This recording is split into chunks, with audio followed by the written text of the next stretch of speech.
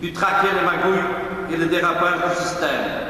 L'aéroport de Charleroi, c'est toi. La douche d'Arena, c'est toi. Les faux diplômes d'Elio Di Rupo, c'est toi. Et les égarements de diplomates à Paris dans des boîtes spéciales, c'est toi. L'espoir de remercier, au nom de nombreux membres de la famille judiciaire, magistrats, avocats, greffiers, qui m'ont tous demandé au palais et partout. Et vous sortirez quand même jeudi, hein? Qu'est-ce qu'on va lire sinon? La Livre Belgique sans doute? C'est le plus bel hommage que tu pouvais recevoir. Et mon pote, comme tu disais souvent, femme égale en main de mort. Eh bien, nous avons trouvé une exception. Ta charmante épouse, merveilleusement épaulée avec courage par tes trois fils, John, David, Charles-Albert. Non, Père Ubu ne mourra pas. Nous en ferons tous le serment aujourd'hui. Salut d'un Ubu, tu nous liras d'en haut.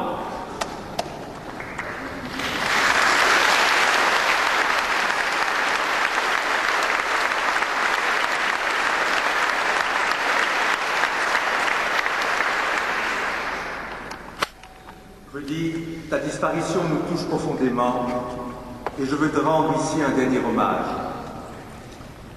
Hommage tout d'abord à l'éducateur d'exception, à un enseignant qui aimait vraiment ses élèves, car derrière cet air d'ours mal léché, il faut beaucoup d'amour et de passion pour se dévouer jour et nuit depuis 38 ans, pour vouloir tirer le meilleur de jeunes garçons et de jeunes filles, les transformer, leur rendre confiance en eux, en leur avenir, leur enseigner la valeur du travail et de la persévérance.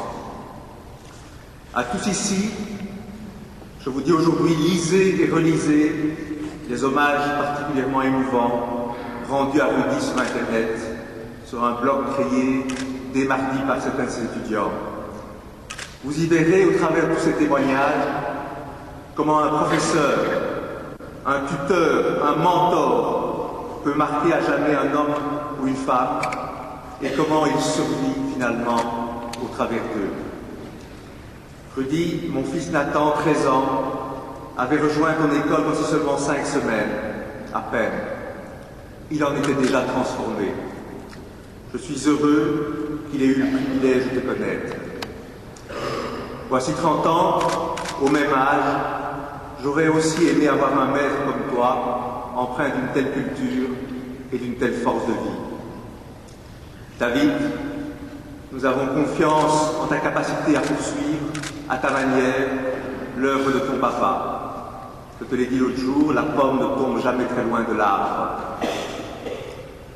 Ta maman, hier soir, me confiait que dimanche dernier, la veille du jour où Rudy s'est écroulé dans la rue, il lui avait dit « Mes fils sont prêts, je pourrai disparaître demain. » La satisfaction suprême pour un père. Hommage ensuite à l'homme de liberté et de conviction.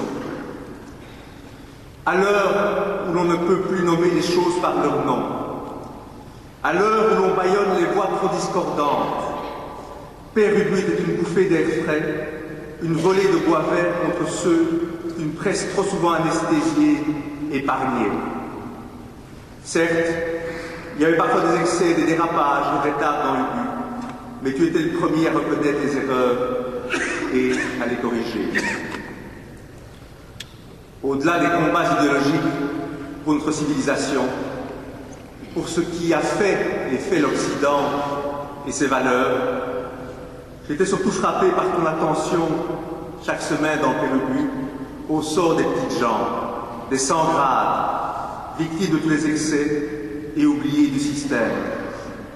Par exemple, je lèverai cette tendresse particulière pour ces petits vieux, qui après une vie de labeur et de dignité, touchent une retraite misérable et n'osent plus sortir de chez eux, étrangers dans leur propre pays, oubliés de tous. Ton combat, Rudy, était le nôtre, et peut-être ne t'avons-nous pas assez soutenu face à ceux qui t'attaquaient semaine après semaine.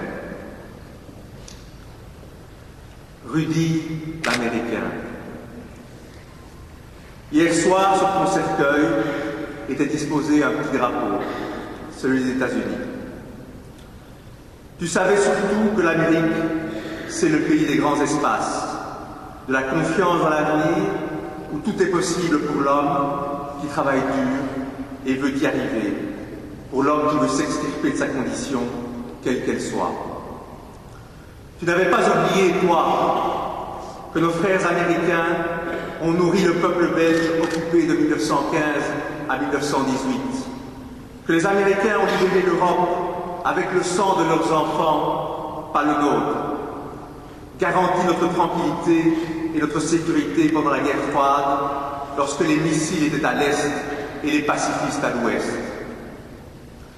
Rudi comme une sentinelle, tu sonnais semaine après semaine le tocsin, appelé au réveil, à voir clair sur ce qui nous menace, à la vigilance, alors que nos valeurs, nos libertés sont assiégées par des forces qui veulent notre perte.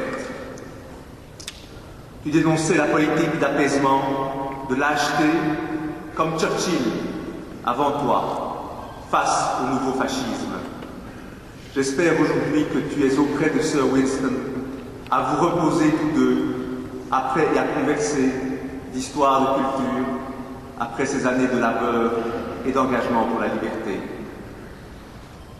Enfin, Rudy, et comme pour aggraver ton cas, tu étais l'ami d'Israël et des Juifs. Ce petit peuple qui survit depuis 3000 ans, qui a enfin retrouvé sa terre et qui a l'outrecuidance de vouloir la défendre envers et contre tout et survivre face à l'hostilité du monde islamique. Depuis 2000, ici, les Juifs d'Europe ont été à nouveau victimes d'une vague d'antisémitisme sans précédent qui puise aujourd'hui sa source dans l'islamisme avec la complicité d'une partie de la gauche tiers-mondiste. À l'heure où les médias officiels refusaient de reconnaître ce phénomène ou le minimisaient, Père Ubu fut l'un des premiers et longtemps le seul média en Belgique à combattre la désinformation sur Israël et dénoncer les agressions et brimades, physiques et morales, subies par les citoyens juifs de Belgique, simplement parce qu'ils étaient juifs. Pour cela, Rudy, tu mérites amplement notre liberté, nos valeurs et notre dignité.